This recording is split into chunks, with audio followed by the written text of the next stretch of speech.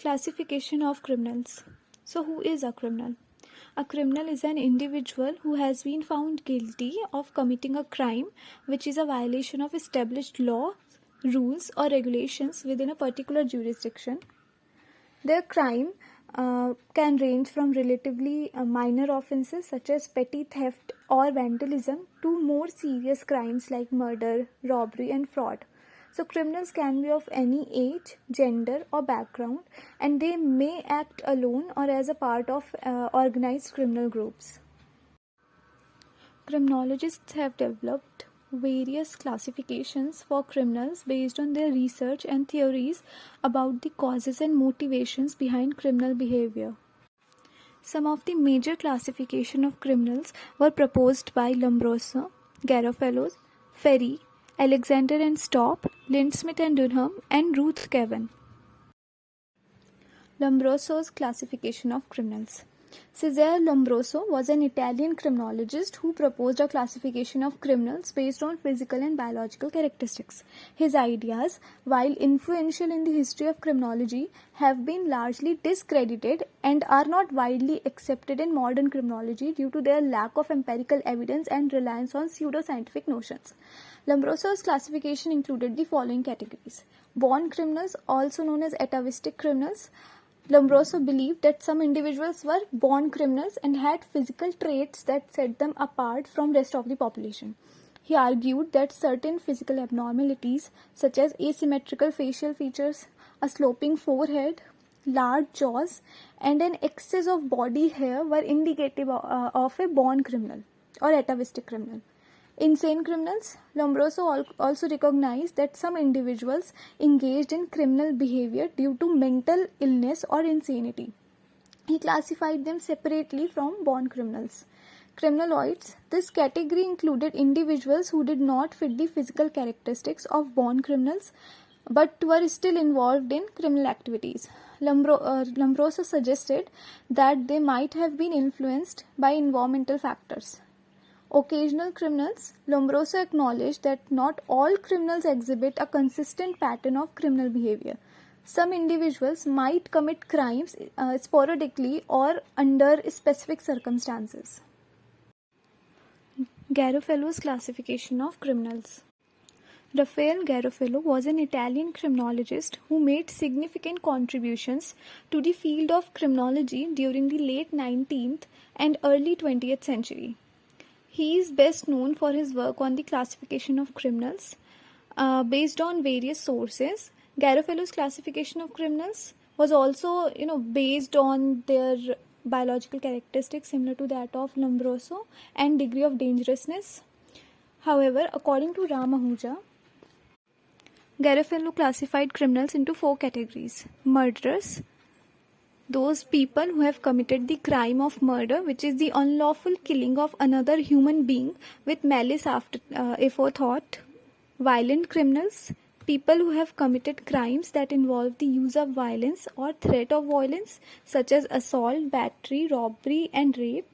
Criminal deficient in probity, those criminals who have committed crimes that involve a lack of honesty or integrity, such as fraud, theft, and embezzlement. And lascivious criminals, Ferri's classification of criminals. Enrico Ferri was an Italian criminologist and a prominent figure in the positivist school of criminology during the late 19th and early 20th century. He made significant contributions to the study of criminal behavior and proposed a classification of criminals based on the idea that crime was a result of multiple factors, including biological, psychological, and social influences.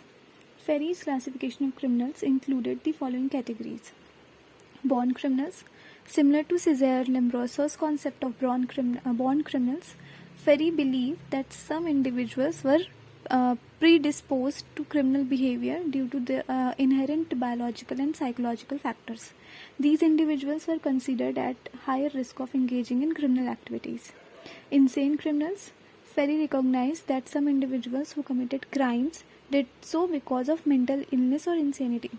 These individuals were seen as different from typical criminals and were considered to require psychiatric treatment rather than punishment. Occasional criminals.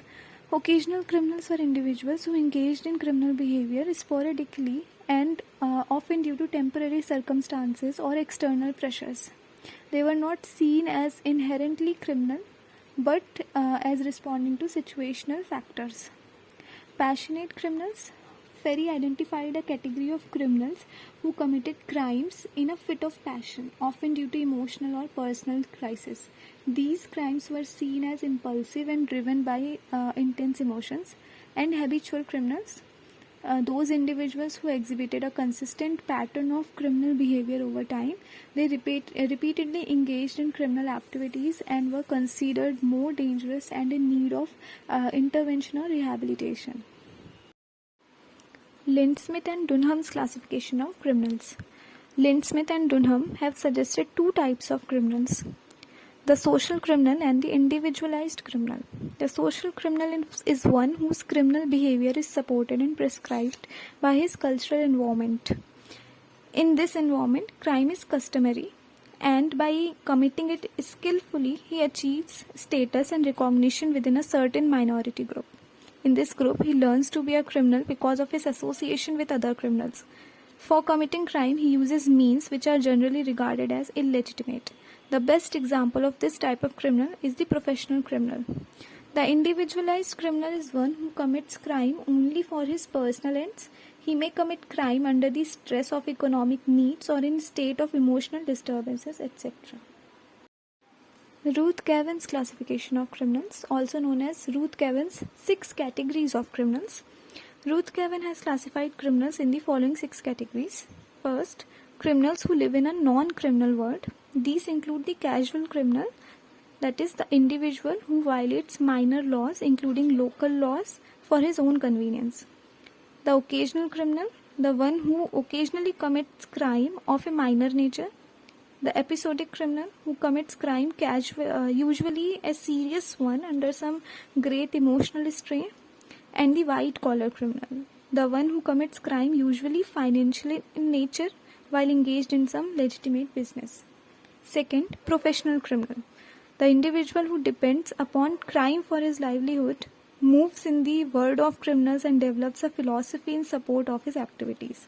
Third, organized criminal, the one who systemizes his criminal activities such as some business is organized with specialized personal and permanent gradations of leadership. Examples would include the gang. Fourth is habitual criminal, the one who repeats his crime.